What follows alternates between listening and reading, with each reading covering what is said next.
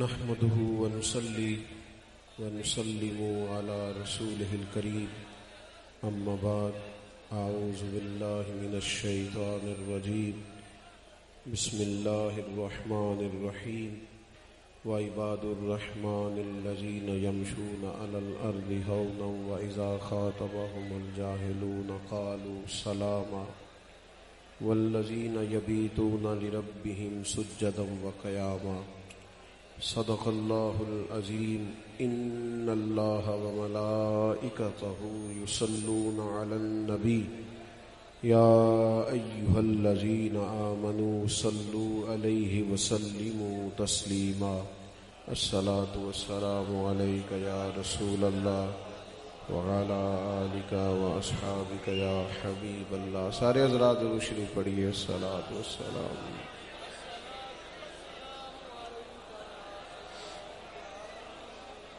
حمد و صلات کے بعد انتہائی عزت و تکریم کے لائق بزرگوں، قابل صد احترام بھائیوں اور دوستوں، جیسا کہ صاحبزادہ ابو بکر صاحب نے تعارف کرایا، اسٹیج پر علماء کی، مشائخ کی ایک بڑی تعداد جلوہ فراز ہے. حضرت شیخ الحدیث رحمۃ اللہ تعالی علیہ کے عرس پاک کی مقدس تقریبات ہیں. بھائی آپ بیٹھ جائیں جی، تشریف رکھیں، بیٹھ جائیں جی، جلدی سے بیٹھ جائیں جی، اتنی دیر نہ لگائیں، آپ مہربانی کریں. آپ بھی بیٹھ جائیں، تشریف رکھیں، بس یہ اب خاموشی اختیار کریں. نہیں آپ نہیں بٹھائیں جی، انشاءاللہ میری بات مانیں. میرے بھائی آپ توجہ رکھیں. آپ لوگ اگر زیادہ باتیں کریں گے تو ظاہر ہے گفتگو زیادہ ہو نہیں سکے گی. زیادہ تر لوگ ویسے خاموش ہیں، سننے کے لیے آئے ہیں، چند ایک دوستوں کی وجہ سے مشکل بنتی ہے. بس ٹھیک ہے جی، محبت سے، پیار سے جی، پیار سے، اللہ جزائے خیر دے جی. آپ عزیز دوستو، چونکہ بزرگوں کا عرس پاک ہے، مشائخ جو ہوتے ہیں، بزرگ جو ہوتے ہیں، ان سے ہم سیکھتے ہیں. ان کی زندگیاں بڑی خوبصورت ہوتی ہیں، معنی خیز ہوتی ہیں. اضطراب کا دور ہے، بے چینی کا دور ہے، بے قراری ہے، ذہنی انتشار، فکری افتراق، شکوہ ہی شکوہ، غیبت ہی غیبت، ہر جگہ مایوسی کی خبریں. اس دور کے بعض خوبصورت عنوان بھی ہمیں دھندلے دھندلے سے نظر آنے لگے ہیں. ایسے زمانے میں اپنے بزرگوں کے، اپنے اسلاف کی باتوں کو یاد کرنا، یاد رکھنا، اس سے خوشبو لے کے اپنے آپ کو تازہ دم کرنا اور پھر اپنے سفر کو تیز کر لینا، یہ بڑا زیادہ ضروری ہے. آپ اور میں جس جگہ موجود ہیں، یہ حضرت محدث اعظم پاکستان رحمۃ اللہ تعالی علیہ کے فیضان کا خوبصورت امین ادارہ ہے. کبھی کبھی ان کی زندگی کے بارے میں سوچتا ہوں تو پھر اسی بات پر خاموش ہو جاتا ہوں کہ جن لوگوں کی اللہ کی رحمت تائید کرتی ہے، وہ لوگ اسی طرح بڑے بڑے کارنامے سر انجام دیتے ہیں اور مختصر وقت میں اتنے بڑے مراکز، اتنے زیادہ شاگرد، اتنے زیادہ خلفاء اور پھر باعمل، باوقار اور وزادار لوگ آپ نے چھوڑے. قرآن مجید فرقان حمید کی جو آیہ کریمہ میں نے تلاوت کی ہے، اس کے اندر بھی اللہ تعالیٰ نے اپنے بندوں کا طریقہ بیان کیا ہے کہ جو رحمان کے بندے ہوتے ہیں ان کا طرز زندگی کیا ہوتا ہے. فرمایا وَعِبَادُ الرَّحْمَنِ الَّذِينَ يَمْشُونَ عَلَى الْأَرْضِ هَوْنًا. رحمان کے بندے زمین پر آہستگی سے چلتے ہیں، وزادار لوگ ہوتے ہیں، ان میں ٹھہراؤ ہوتا ہے. ان کی طبیعت سے، ان کے مزاج سے کہیں کوئی شوخی جھلکتی دکھائی نہیں دیتی. انہیں خود سے بننا نہیں پڑتا، سنورنا نہیں پڑتا، دکھانا نہیں پڑتا، کوئی خوش آمدی رکھنے نہیں پڑتے، وزادار لوگ ہوتے ہیں.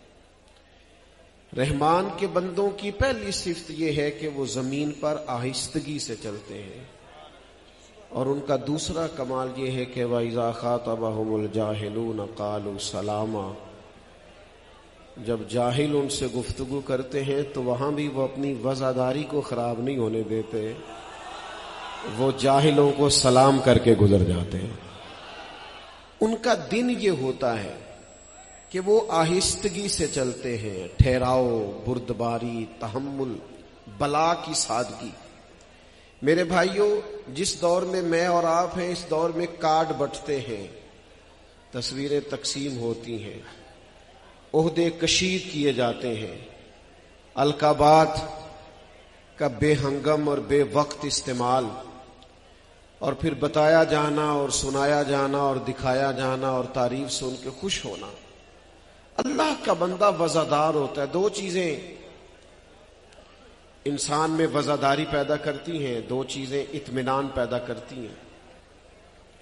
عارف رومی فرماتے ہیں، ایک تو جو لوگ دولت مند ہو جاتے ہیں وہ بڑے مطمئن ہو جاتے ہیں، ان کا خیال ہوتا ہے یہ دنیاوی طور پر کہ الحمدللہ پیسے موجود ہیں، اگر کسی وقت بھی کوئی ضرورت پڑی تو ہم کوئی بھی کام سر انجام دے لیں گے۔ اور فرماتے ہیں دوسرا وہ لوگ بڑے مطمئن ہوتے ہیں جو صاحب علم ہوتے ہیں۔ علم نہ بندے میں ٹھہراؤ سا پیدا کر دیتا ہے، اس کی طبیعت میں سکون سا آ جاتا ہے۔ جن سوالوں کے لیے لوگ پریشان ہوتے ہیں ان کے جوابات پہلے سے صاحبان علم کے پاس موجود ہوتے ہیں۔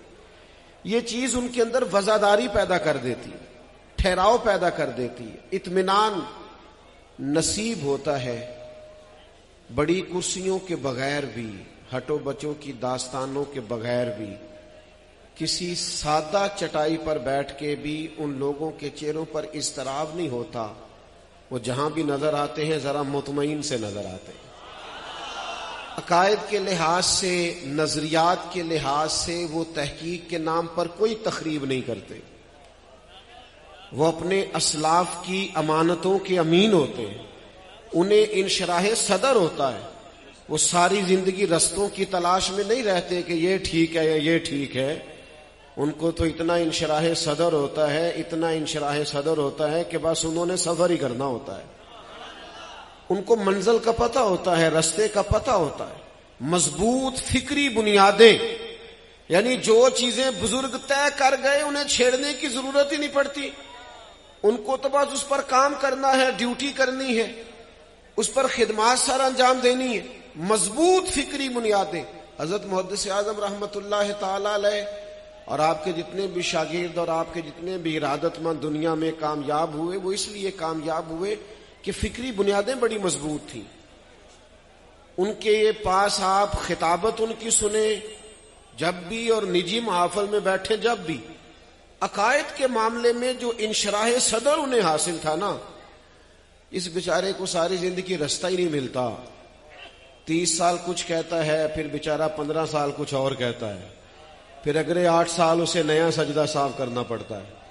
تو جب زندگی میں آپ نے طے ہی نہیں کیا آپ کیا ہیں، تو آپ سفر کس وقت کریں گے؟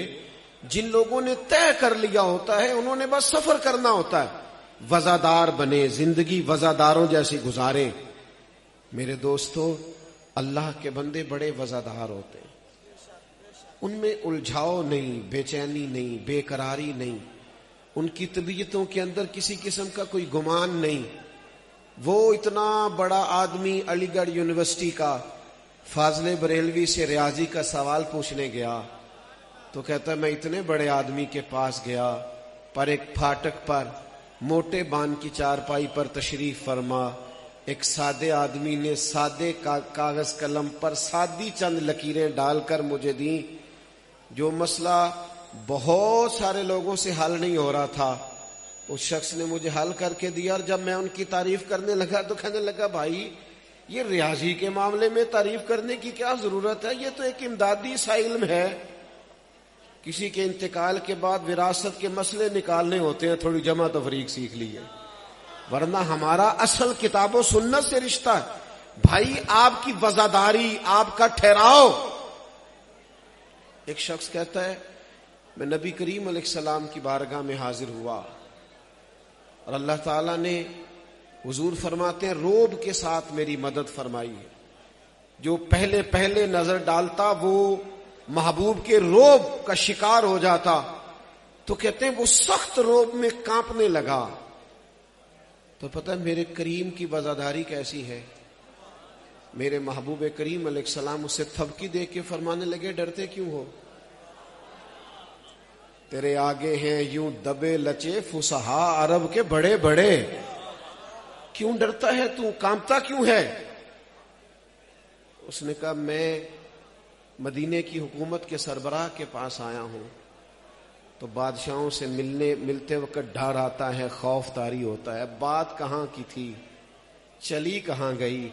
میرے نبی کریم نے تو اپنی والدہ ماجدہ کو یاد کرنا شروع کر دیا۔ کریم فرمانے لگے تو کسی بادشاہ کے پاس نہیں آیا، تو اس بیٹے کے پاس آیا ہے جس کی ماں گوشت کے خشک ٹکڑے کھا کے بھی گزارا کر لیتی تھی۔ میرے عزیز، آپ وزادار، اور پھر ایک اور بات بھی آپ سے عرض کروں، وزاداری کپڑوں سے نہیں ہوتی، روب کپڑوں کا نہیں ہوتا، روب آپ کی گاڑیوں کا نہیں ہوتا، روب آپ کے ساتھ آنے جانے والے حفاظتی دستوں کا نہیں ہوتا، روب ہمیشہ کردار کا ہوتا ہے۔ آپ اگر وزادار ہیں، با کردار ہیں تو آپ با روب ہیں، اور اگر آپ کے اندر روب نہیں ہے تو آپ جتنا مرضی مہنگا جوڑا خرید کے لے آئیں، جتنی مرضی بڑی پجاروں سے اتر آئیں، لوگوں کے پاس کروڑوں کی گاڑی ہوتی ہے، لیکن حال یہ ہوتا ہے کہ غریب آدمی بھی قریب کھڑا ہو کے کہتا ہے 2 نمبر آدمی ہے، چوری کا مال ہے، اور 6 کروڑ کے گھر کے باہر کھڑے ہو کے ریڑھی والا کہہ رہا ہوتا ہے چوری کے پیسوں سے گھر بنایا ہے۔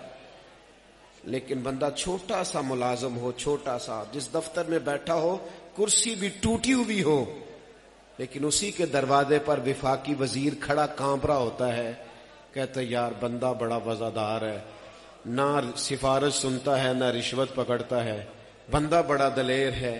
میں چھوٹا آدمی ہوں، زیادہ لوگوں کو تو دیکھ نہیں سکا، گجرانوالا کے چوک دارالسلام میں ایک درویش کو دیکھا ہے جن کے دروازے پر بڑی پجاروں سے بڑا پیر اترتا تھا تو پہلے اپنی داڑھی کو ماپا کرتا تھا، اپنے بٹن بند کیا کرتا تھا، چین والی گھڑی اتار کے جیب میں ڈالتا تھا، تو اس سے پوچھتے تھے صاحب آپ تو خود بڑے لمبے چوڑے ہیں، تو وہ کہتا تھا میں تو لمبا چوڑا ہوں پر جس کے پاس جا رہا ہوں اس کے کردار کی عظمت بڑی انوکھی ہے۔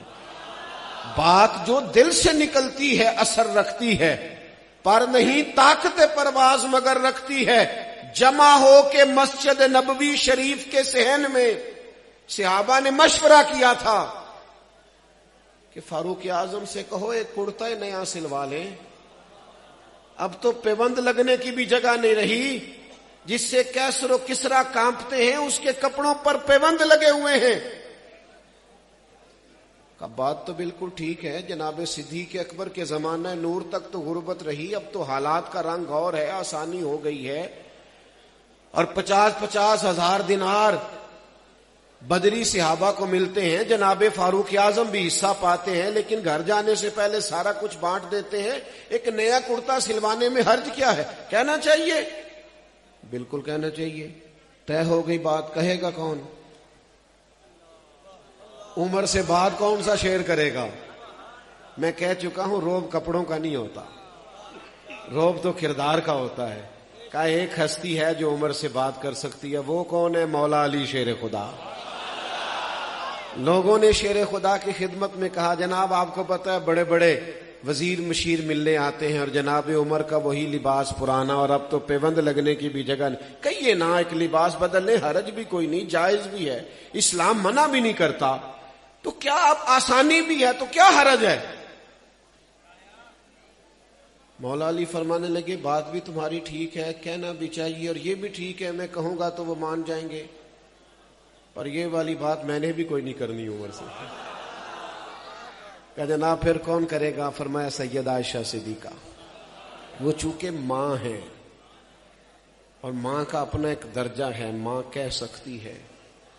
جناب سیدہ کی خدمت میں بات پیش کی گئی، پیغام آیا تو جناب فاروق اعظم کا جاہ و جلال اپنی جگہ پر ہر جگہ جاہ و جلال نہیں ہوتا، کہیں جھکی ہوئی گردنیں اچھی لگتی ہیں، کہیں انسان کا جھک کر ملنا اچھا لگتا ہے۔ جناب سیدہ عائشہ صدیقہ نے بلایا تو دوڑے گئے، پوری بات جناب عائشہ نے کہا اب تو اللہ نے آسانی دے دی ہے، گنجائش ہے، وسعت ہے، اور مال آتا ہے، آپ سارا خیرات کر دیتے ہیں، کرتا نیا سلوانے میں حرج کیا ہے؟ ہر جگہ بحث نہیں ہوتی، پتہ نہیں آپ کو سمجھ آئے کہ نہ آئے، ہر جگہ دلیل بھی نہیں ہوتی، کہیں مان بھی جانا چاہیے، ہاں دلائل رکھنے کے باوجود بھی کہیں مان جانا چاہیے۔ حضرت عمر فاروق رضی اللہ تعالیٰ عنہ نے فوراً کہا کہ اماں جی آپ کا حکم ہو گیا نا، آج شام تک کی کرتا آ جائے گا، پر اگر اجازت ہو تو ایک جملہ کہہ لوں؟ کہا کہیے۔ فرمانے لگے یہ جو میرا کرتا ہے نا، میں نبی کریم کے زمانے میں بھی یوں ہی رہا کرتا تھا۔ جب ابو بکر صدیق اپنے دور خلافت میں مجھے مشورے کو بلاتے تھے، میں، عثمان و علی، ابو ذر، ہم سب جب حاضر بارگاہ ہوتے تھے تو ہمارے یہی رنگ تھے، ہم نے نا اسی لباس میں وقت گزارا ہے۔ مجھے نا یہ کپڑے، یہ انداز، یہ پرانی چیزیں، پرانی یاد میری تازہ کرتی ہیں۔ گر مجھے اجازت مل جائے تو میں ذرا اپنے آپ کو مطمئن پاتا ہوں۔ حضرت عمر چند جملے کہہ کے خاموش ہوئے تو پردے کے پیچھے سے جواب نہیں آیا۔ بس تھوڑی دیر کے بعد سیدہ عائشہ صدیقہ کی چند ہجکیوں کی آواز آئی اور وہ اپنے آنسو سمیٹ کر کہنے لگی جو صحابہ نے فرمایا تھا، کہا تھا، وہ بھی ٹھیک ہے، اور عمر جو آپ کہہ رہے ہیں وہ تو بالکل ہی ٹھیک ہے۔ آپ جہاں مطمئن ہیں وہاں رہیے۔ او بھائیو، وزادار زندگی گزارو، وزادار۔ جن بزرگوں کے عرس میں آئے بیٹھے ہو، یہ وزادار لوگ تھے۔ خدا را اپنی طبیعت سے، کردار سے، عمل سے کہیں کسی بے چینی کا اظہار نہ کرو، کہیں ٹوٹتے بکھرتے جملے نہ بولو، کہیں اپنی رائے کو کمزور نہ ہونے دو۔ حالات بدلتے رہتے ہیں، اطوار بدلتے رہتے ہیں۔ چند دن پہلے مجھے ایک صاحب کہہ رہے تھے بڑی ساری باتیں ہونے لگ گئی ہیں۔ میں نے کہا چھوٹا آدمی ہوں، بڑی بات تو کر نہیں سکتا، لیکن جیسے جیسے دن گزرتے جاتے ہیں نا، میرا تو عقائد اہل سنت کے معاملے میں انشراح صدر بڑھتا چلا جاتا ہے۔ میں کوئی، مجھے تو خطابت آتی نہیں، سادی سادی باتیں کر رہا ہوں، میرا تو دل بڑھتا جاتا ہے۔ میں تو اس شوق میں مچلتا جاتا ہوں کہ میرے مشائخ قربان جاؤں، پہلے سے طے کر کے دے دیا ہے کہ جناب ابو بکر صدیق سے لے کر سیدنا امیر معاویہ تک ہمیں طے کر کے دے دیا ہے کہ تیری نسل پاک میں ہے بچہ بچہ نور کا، تو ہے عین نور، تیرا سب گھرانہ نور کا۔ ہمیں طے کر، ہمیں ضرورت ہی نہیں پڑتی، پریشانی کوئی نہیں ہوتی، الجھنا ہی نہیں پڑتا، کسی جگہ کمزور ہی نہیں پڑتے، طاقتور مزاج رہتا ہے۔ تو بھائی وزادار رہے، اور پھر لوگ ملیں گے دنیا میں جو آپ کو الجھائیں گے، خبریں بھی دیں گے، اندر کی خبریں بھی دیں گے۔ کچھ لوگوں کے پاس پیسے وافر ہوتے ہیں، کام کوئی نہیں ہوتا، ان کو صرف خبریں دینی ہوتی۔ بیچاروں کے پاس مصروفیت، ٹائم بہت زیادہ ہوتا ہے، اور مطلب بندہ کوئی نہیں ملتا باتیں سننے کو اور سنانے کو، تو انہیں خبریں دینی ہوتی۔ تو ایسے ہی نہ الجھا کریں۔ اور میں بیٹھا تھا ایک دن تو ایک صاحب آ گئے، مجھے کہیں جانا تھا، کہنے لگے آج کل حالات کیسے ہیں؟ میں نے کہا بالکل ٹھیک ہے۔ پاکستان کے حالات کیسے ہیں؟ میں نے کہا بالکل ٹھیک ہے۔ تو وہ بھی مجھے گھورنے لگ گیا، جیسے آپ سارے نہیں گھورنے لگ گئے۔ تو میں نے اسے کہا بالکل ٹھیک ہے۔ مجھے چونکہ جلدی تھی، اس کا خیال تھا کہ ایک تبصرہ وہ کرے، پھر دو چار میں کروں، پھر وہ، اب کوئی بات شروع ہو تو میں کرنا نہیں چاہ رہا تھا۔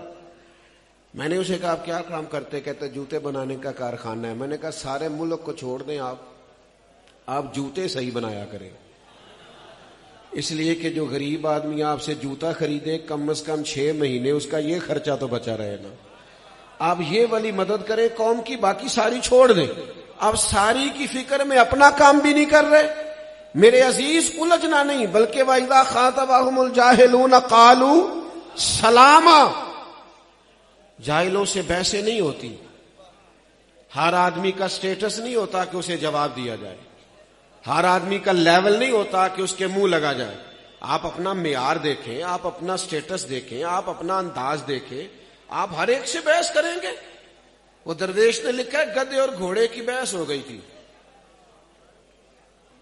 گھوڑا کہتا تھا آسمان کا رنگ نیلا ہے اور گدھا کہتا تھا کالا ہے۔ بحث طول پکڑ گئی، فیصلہ شیر کے پاس چلا گیا۔ جا کے گھوڑے نے شیر سے جاتے ہی کہا بتائیے جناب آسمان کا رنگ کیا ہے؟ تو کہا آسمان کا رنگ تو نیلا ہے۔ تو اس نے کہا میں بھی اس گدھے کو یہی سمجھا رہا ہوں، پر یہ کئی گھنٹوں سے بحث کر رہا ہے اور کہتا ہے رنگ کالا ہے، اب بتائیے فیصلہ کیا ہے؟ تو شیر کہنے لگا بات بھی گھوڑے کی ٹھیک ہے، اور گھوڑے کو عمر قید کی سزا بھی ہے۔ گھوڑے نے کہا بادشاہ یہ فیصلہ سمجھ میں نہیں آیا. اس نے کہا اللہ کے بندے فیصلہ میرا یہی ہے, ماننا پڑے گا. اس نے کہا آپ کہہ رہے ہیں بات بھی میری ٹھیک ہے اور سزا بھی مجھے ہے, وجہ؟ اس نے کہا سزا تجھے اس لیے دی ہے کہ تو نے گدھے سے ہی بحث شروع کر دی ہے. تجھے سمجھ نہیں آتی, وہ گدھا ہے, گدھوں سے بحث نہیں ہوتی, تم گدھے سے بحث کر رہے ہو. بہت سارے لوگ ایسے لوگوں سے گفتگو کر رہے ہوتے ہیں جن کو دیکھ کے احساس ہوتا ہے جناب یہ تے پینڈو بھی آگ چھڑ دے سن یاروں نو چھڑ تو تے سیاںا بیانا ہے. تو اپنا حساب دے. الجھے نہیں زندگی میں, ہر جگہ جواب نہیں ہوتے, ہر جگہ الجھاؤ نہیں ہوتا, ہر جگہ میرے عزیز بحث نہیں ہوتی. ہم تو چھوٹی چھوٹی, یہ بھلا طلاق کیوں ہوتی ہے؟ خامند کی غلطی سے.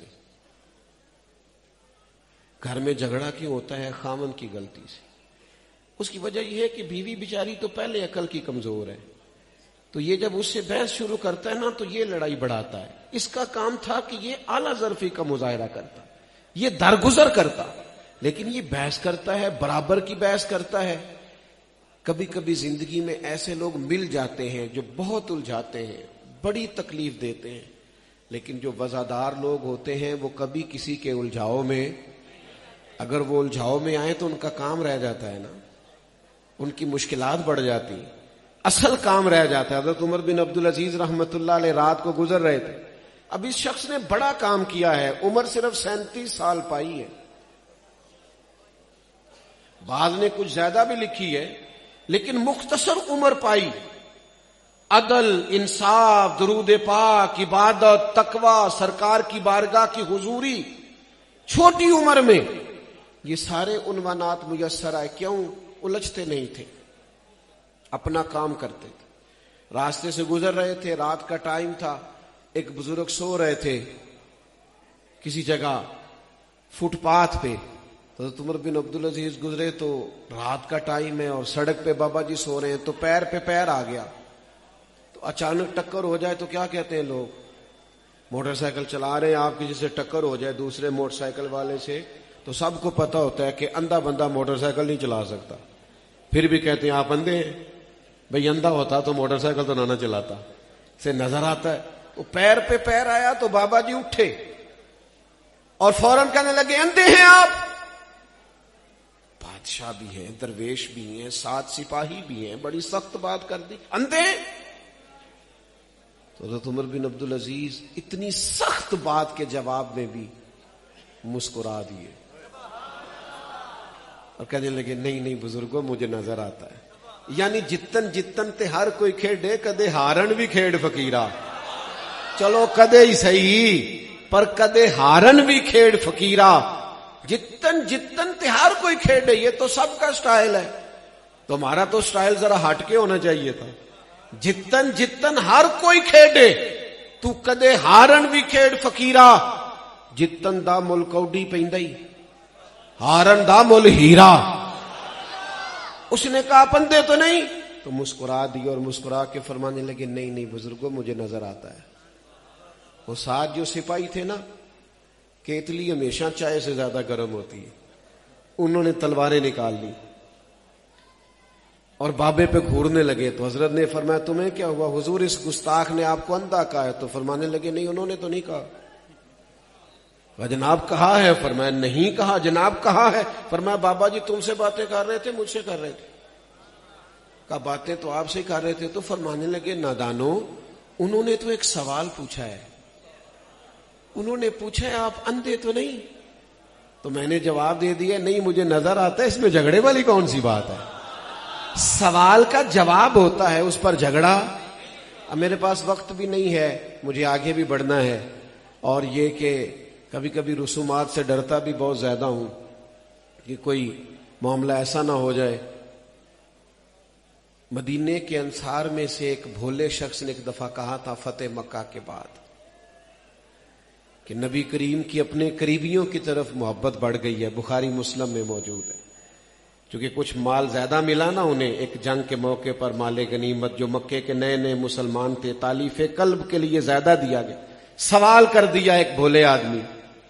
اب وہ سوال تو یہ تھا نا کہ ان پر کرم نوازی زیادہ ہے, مال زیادہ مل رہا ہے.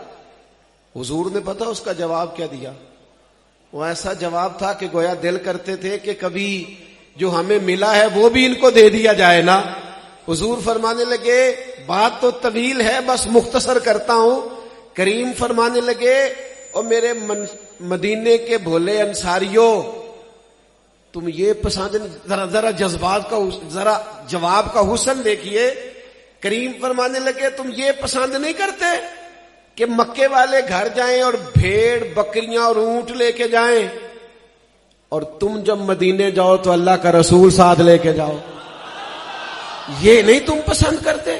بھائیو، جب کچھ سوال ہوتا ہے تو اس کا خوبصورت جواب ہوتا ہے، وہاں الجھاؤ نہیں، الجھے نہیں۔ زندگی میں ہمارے جھگڑے ہی بڑے ہیں، رٹے ہی بڑے ہیں، تنازعات ہی بڑے، اور ایسے لوگوں سے بھی تنازعات ہیں جو ہمارے سٹیٹس کے ہی نہیں، ہمارا بنتا ہی نہیں تھا۔ ہم مطلب اس سطح پہ آ جائیں گے تو ہم تو گئے کام سے۔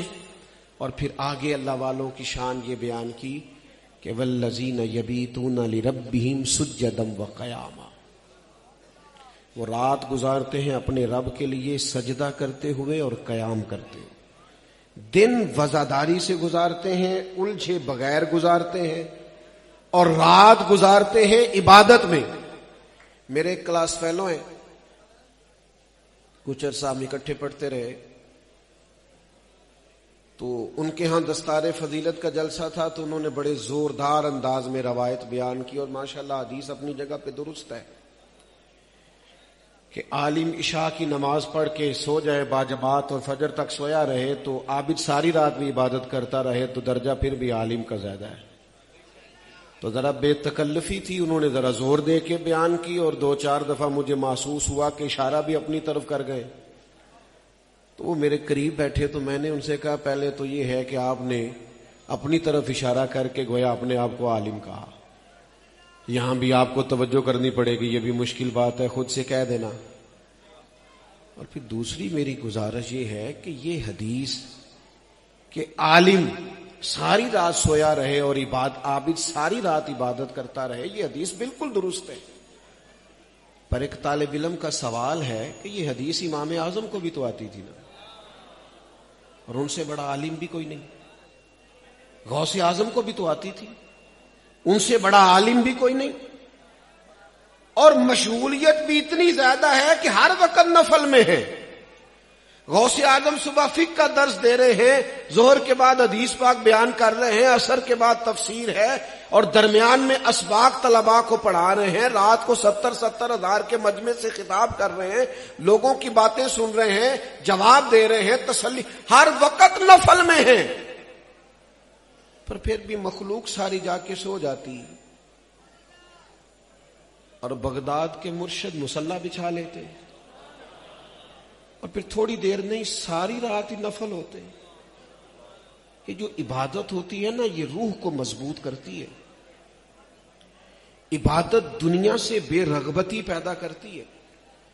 جن کا مصلی سے رشتہ مضبوط ہو جاتا ہے ان کے پاس روحانی قوتیں ہوتی ہیں، لیکن ہر جگہ آپ طویل بٹھا لیں اور نماز کا ٹائم ہو تو آپ چھپتے پھریں، تو اللہ سے توبہ کریں، پھر اللہ کے حضور معافی مانگیں کہ سمجھ بھی ساری ہے، عقل بھی ساری ہے، پتہ بھی سارا، اور سجدے کی توفیق حاصل نہیں، پھر اللہ کے حضور استغفار کریں۔ اللہ کے بندوں کی شان یہ ہے کہ وہ شب بھر عبادت کرتے ہیں، ان کے مصلی مضبوط رہتے ہیں، ان کا دعا کا رشتہ مضبوط رہتا ہے۔ حضرت عبداللہ ابن عمر فرماتے ہیں کچھ لوگ چلے گئے تھے مغرب کی نماز پڑھ کے، اور ہم لوگ بیٹھے رہے کہ عشاء پڑھ کے جائیں گے۔ نبی کریم بھی جماعت کرا کے اندر تشریف لے گئے، پر تھوڑی دیر کے بعد حضور واپس آ گئے، اور آتے ہی فرمایا کیوں بیٹھے ہو؟ یا رسول اللہ سوچا ہے عشاء پڑھ کے جائیں گے۔ فرمایا میں تو گھر میں بیٹھا تھا اور جبریل امین نے آ کے عرض کیا یا رسول اللہ مسجد میں غلام بیٹھے ہیں، رب ان پر فخر فرما رہا، کچھ دیر تو بیٹھو نا یار مصلی پر، کچھ وقت تو گزارو نا۔ میرے دوست کان میں ایک دوست کہنے لگے مولوی فلسطین کے لیے دعائیں کرتے ہیں، دعا سے کیا ہوتا ہے؟ میں کہ جب نبی کریم دعا فرمائے نا تو اللہ حضرت عمر جیسا آدمی عطا کرتا ہے۔ چلو حضور کے غلام عطا کرے، دعا کریں گے، کوئی اللہ حضرت صلاح الدین ایوبی کا غلام عطا کرے گا؟ آپ دعا کی طاقت کا انکار کیسے کر سکتے؟ پر جڑو تو صحیح نا، مصلے پر بیٹھو تو صحیح، نہ سمجھ آئے تو دیکھ لینا۔ نبی کریم نے صفیں بھی پوری ٹھیک کرائی تھی، بدر والے دن تیاری بھی ساری کرائی تھی، اور سارا کچھ سمجھانے کے بعد خود میرے کریم نے مصلی بچھا لی، اور ساری رات حضور مصلی پہ رہے، ساری رات۔